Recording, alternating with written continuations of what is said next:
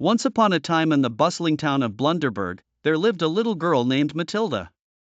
Matilda was not just any ordinary girl.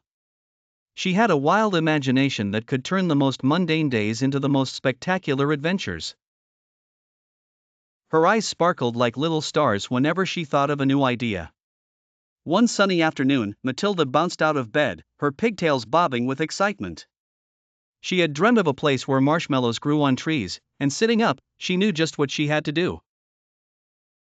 She grabbed her adventure backpack, filled it with her trusty magnifying glass, a map, and of course, some snacks, and set off through the twisting paths of Blunderburg Forest. Halfway through her walk, Matilda met her friends, Benny the brave bunny and Sally the sassy squirrel. Benny had ears so long they flopped over his eyes, and Sally's tail was so fluffy it made you sneeze just looking at it. "Where are you headed, Matilda?" asked Benny, adjusting his spectacles. "To Marshmallow Mountain," Matilda declared proudly. Benny and Sally exchanged curious glances. They had never heard of such a place but were intrigued enough to join her on this mysterious trek. They followed a sparkling stream, climbed over huge, tangled roots, and even tiptoed past a sleeping dragonfly as big as a dog. They walked and walked until suddenly, they saw it, Marshmallow Mountain. It stood tall with giant marshmallows clinging to it like enormous, sugary clouds. At the foot of the mountain was a sign that read "Pluck only one, for fun has just begun." Matilda, Benny, and Sally each picked a marshmallow the size of a beach ball. Giggles filled the air as they licked the soft, gooey delight. But something strange happened. The more they ate, the lighter they felt until, whoosh! They floated up into the sky.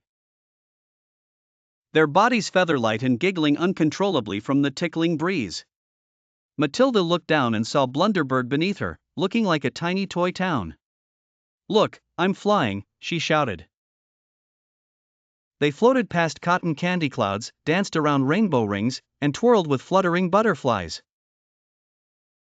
But just when they thought it couldn't get any more magical, they began to drift toward a giant bubble floating in the sky.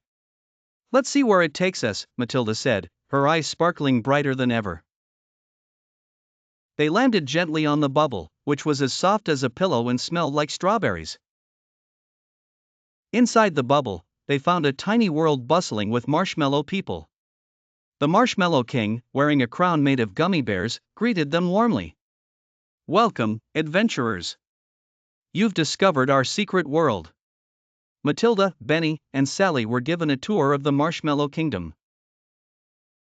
They saw the Marshmallow Mint Lake, visited the Jelly Bean Jungle, and even got to ride gumdrop ponies. Time flew, but their hearts felt full. They knew they'd have to return home soon, but the memories they were making would last forever. As the sun began to set, the Marshmallow King gave them each a glowing, magical marshmallow to remember their adventure. "May it always light your way back to us," he said. As the marshmallow bubble floated them back down to Blunderburg, Matilda, Benny, and Sally waved goodbye to their new friends. They landed softly in Matilda's backyard, and as they looked at each other, they couldn't help but burst into laughter. "What a day," said Matilda, hugging her friends tightly. Benny looked at his glowing marshmallow. "We'll have to come back someday." As Matilda tucked herself into bed that night, she glanced at her glowing marshmallow and smiled. She knew that with her wild imagination, any day could turn into an extraordinary adventure. And with a yawn, she drifted into another dream, ready for whatever wonders awaited her next.